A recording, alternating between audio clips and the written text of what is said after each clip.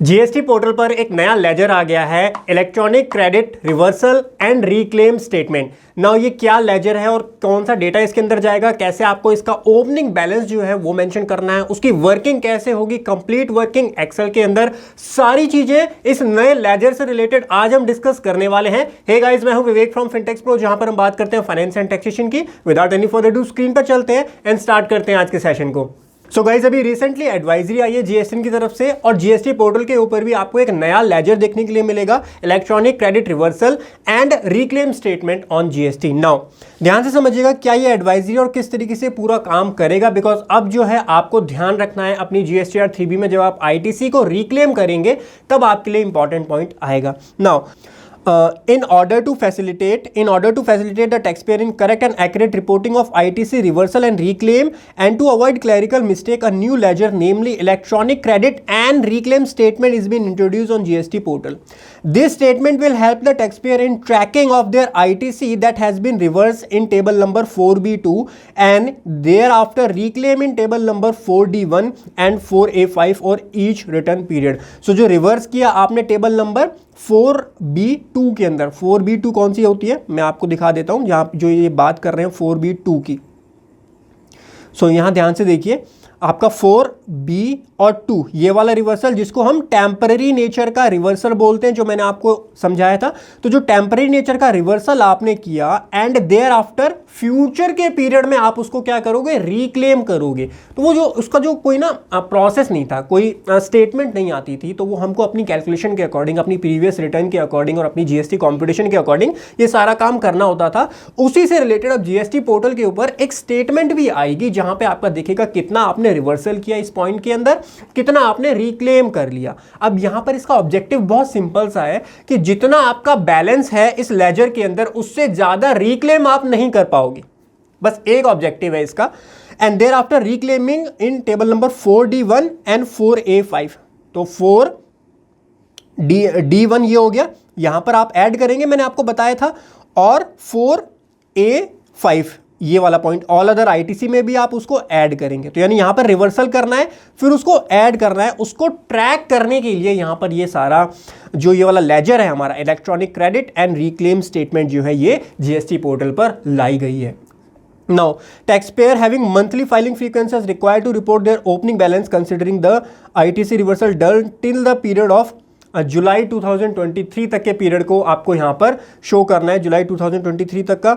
In contrast quarterly taxpayer shall report their opening balance up to financial year 23-24 considering the ITC reversal made till April से लेकर जून वाला return period. यानी जो quarterly tax payer है उसको first quarter तक जितना भी आपका रिवर्सल है उसका ओपनिंग बैलेंस शो करना है। तो ओपनिंग बैलेंस किस तरीके से शो होगा वो मैं आपको भी थोड़ी देर में पोर्टल पे जाके समझाऊंगा एक्सेल में वर्किंग के साथ में। तो पूरी वीडियो लास्ट तक देखिएगा, मैं पूरी इसकी प्रॉपर वर्किंग भी बताऊंगा। और ये आप कब तक कर सकते हो, taxpayer have the opportunity to declare their opening balance of ITC reversal until, important point है, 30 नवंबर 2023 तक आपको अपना ओपनिंग बैलेंस कौन सा, वो आईटीसी जो आपने रिवर्स किया हुआ है बट अभी तक रिक्लेम नहीं किया है। अगर रिक्लेम कर लिया तो वो ओपनिंग बैलेंसेस में नहीं आएगा, जो रिक्लेम नहीं किया है वो आपको ओपनिंग बैलेंसेस में रिपोर्ट करना है। कैसे उसकी रिपोर्टिंग होगी, थोड़ी देर बने रहिए।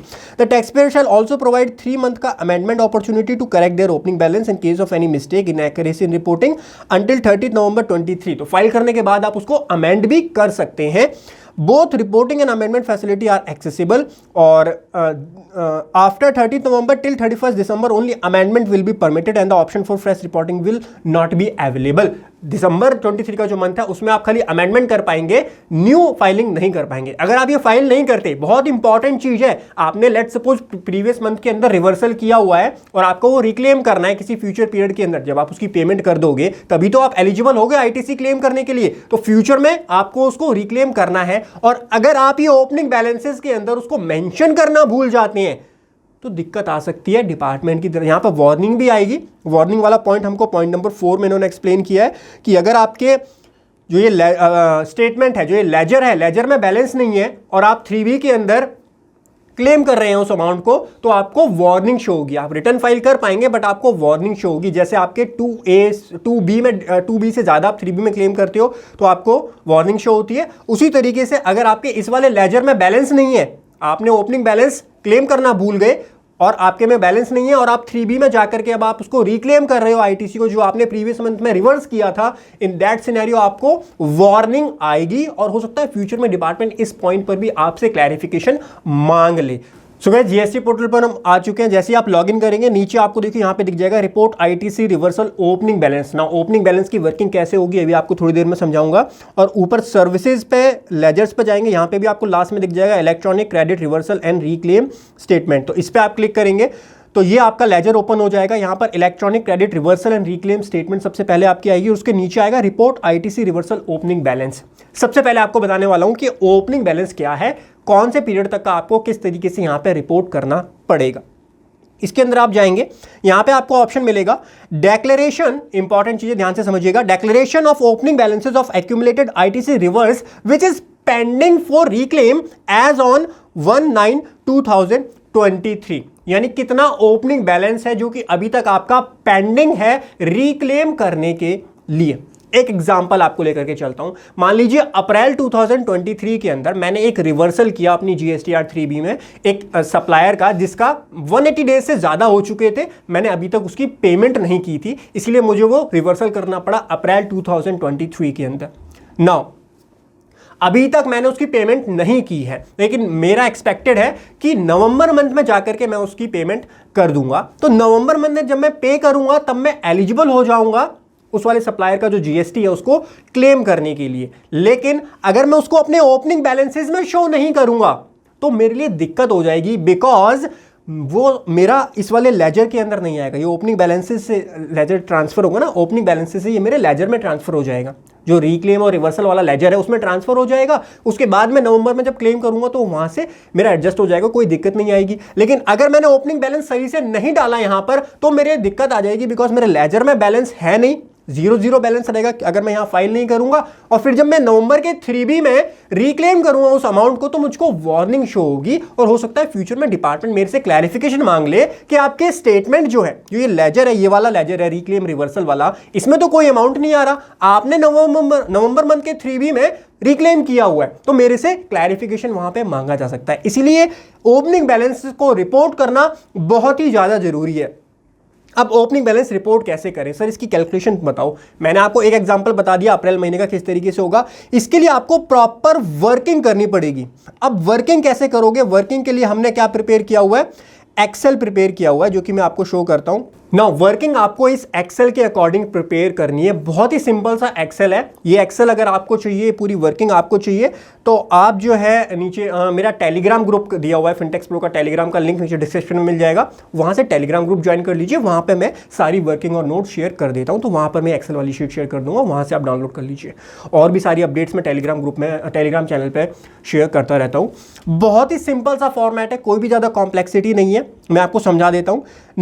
जुलाई 2017 से मैंने यहां पर लिया हुआ है। देखिए अब एक चीज आपको यहां पर मैं क्लैरिफाई कर देता हूं, ये जो प्रोसेस है ना, रिक्लेम वाला जो प्रोसेस है, ये पहले भी था लॉ में और अभी भी है लॉ में, लेकिन गवर्नमेंट ने इसको क्लैरिफाई कब किया जा करके, जो जुलाई 2022 की रिटर्न थी आपकी, जुलाई 22 की रिटर्न से जीएसटी पोर्टल पे ये अलग अलग करके आपको शो होने लग गया। जैसे मैं आपको दिखाता हूं, आज की डेट में आप देखोगे तो आपको रिवर्सल में ये 2 पॉइंट दिख जाते हैं, रिक्लेम में आपको ये वाला पॉइंट दिख जाता है। तो जून 22 की रिटर्न देखोगे ना, वहां पे आपको इस तरीके से नहीं मिलता था, यहां पे बस अदर रिवर्सल का ऑप्शन यहां पर आपका आता था।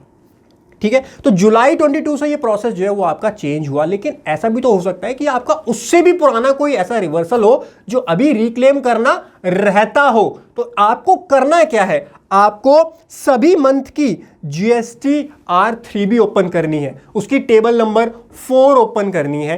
टेबल नंबर 4 में रिवर्सल चेक करना है। रिवर्सल में चेक करना है टेम्पररी नेचर का रिवर्सल जो अभी तक आपने रिक्लेम नहीं किया। सर ये क्या बोल दिया आपने, जो मैंने आपको एग्जांपल दिया था ना 180 डेज वाला। इसी तरीके से और भी काफी सारे ऐसे टेम्पररी नेचर के रिवर्सल होते हैं जो कि फ्यूचर में जाकर के आप उनको क्लेम कर सकते हो। तो आपको चेक करना है सभी रिटर्न्स में जुलाई 17 से लेकर के और अभी तक की जो लास्ट मंथ की रिटर्न है, कौन कौन से ऐसे रिवर्सल हैं जो आपके रिक्लेम करने रहते हैं, सो दैट वो आप अपने ओपनिंग बैलेंसेस में, यहां पे नीचे आप जब सब में डाल दोगे तो सबसे पहले आप ये डालो मैं आपको शो करता हूं कैलकुलेशन।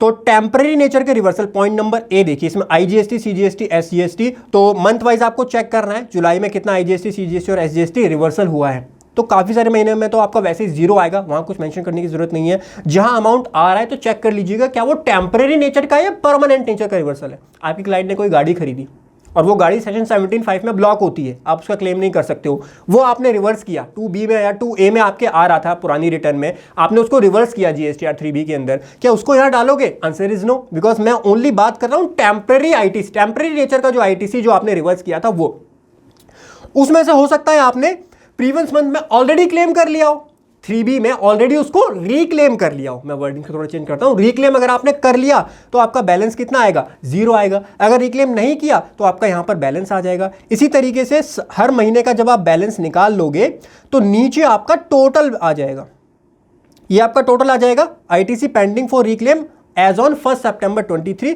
ये टोटल आएगा लास्ट वाले का, आईजीएसटी, सीजीएसटी और एसजीएसटी। इस पूरे का टोटल आप मेंशन कर दीजिए, पोर्टल के ऊपर जाइए और यहां पर डिक्लेरेशन दे दीजिए 1923 में आपका आईजीएसटी इतना, सीजीएसटी इतना, एसजीएसटी इतना, एंड यहां पर ये टिक करके ईवीसी के थ्रू इसको सबमिट कर दीजिए। ये ओपनिंग बैलेंस आपके स्टेटमेंट में जाकर के रिफ्लेक्ट होने लगेगा और आपकी जो अगस्त, सितंबर, अक्टूबर की जो रिटर्न अब आप फाइल करोगे उसका बैलेंस जो रिवर्सल वाला होगा वो भी आपका वहां जाकर के ऐड होने लगेगा, ठीक है। और उसके बाद जब आप फ्यूचर में रिक्लेम करोगे उस आईटीसी को, तो अगर आपके लेजर में बैलेंस पड़ा है तो कोई भी वार्निंग नहीं आएगी। अगर बैलेंस नहीं है और तब भी आप रिक्लेम कर रहे हो तो आपको वार्निंग भी आ सकती है, डिपार्टमेंट की तरफ से जस्टिफिकेशन भी मांगा जा सकता है। तो ये ऑब्जेक्टिव आप समझ गए क्या था इसका, कैसे आपको ओपनिंग बैलेंसेस निकालने हैं, पूरी वर्किंग मैंने आपको समझा दी। वर्किंग कहां से मिलेगी? फिनटेक्स प्रो के टेलीग्राम ग्रुप से मिलेगी, डिस्क्रिप्शन में लिंक है, उसको ज्वाइन कर लीजिएगा। इसके अलावा अगर आप लेजर में जाकर के स्टेटमेंट पूरी चेक करना चाहते हो तो वो स्टेटमेंट भी आप यहाँ से चेक कर सकते हो। यहाँ पर electronic credit reversal and reclaim statement आपको मिल जाएगी, इस पर आप चेक करेंगे तो पीरियड सेलेक्ट करेंगे तो पीरियड सेलेक्ट करके आपका यहाँ पर पूरा स्टेटमेंट आ जाएगा, ओपनिंग बैलेंस कितना है और कितना आपका किस पीरियड का कितना बैलेंस है, और उसके अकॉर्डिंग फिर आप जब अपनी जीएसटीआर 3B में उसको रिक्लेम करोगे तो वो चीज़ वहाँ से मैच हो जाएगी। थोड़ा सा कॉम्प्लेक्स जीएसटी जो है वो होता जा रहा है। अगर आप इन सारी अपडेट्स के साथ में रहना चाहते हो तो आप डेफिनेटली चेक कर सकते हो फिनटेक्स प्रो का practical course in GST, ITR and TDS. Description में मैंने लिंक दिया हुआ है हमारे practical course in GST, ITR and TDS का, जहां पर हम डिटेल में ये सारी चीजें एक्सप्लेन करते हैं। अगर इस स्टेटमेंट से रिलेटेड कोई भी आपकी क्वेरी अभी भी रह जाती है तो नीचे कमेंट सेक्शन में आप जरूर पूछिएगा। मैं विवेक मिलता हूं आपको अगले सेशन में, तब तक हंसते रहिए, मुस्कुराते रहिए। बाय बाय, टेक केयर और सब्सक्राइब जरूर कर लीजिए हमारे चैनल फिनटेक्स प्रो को।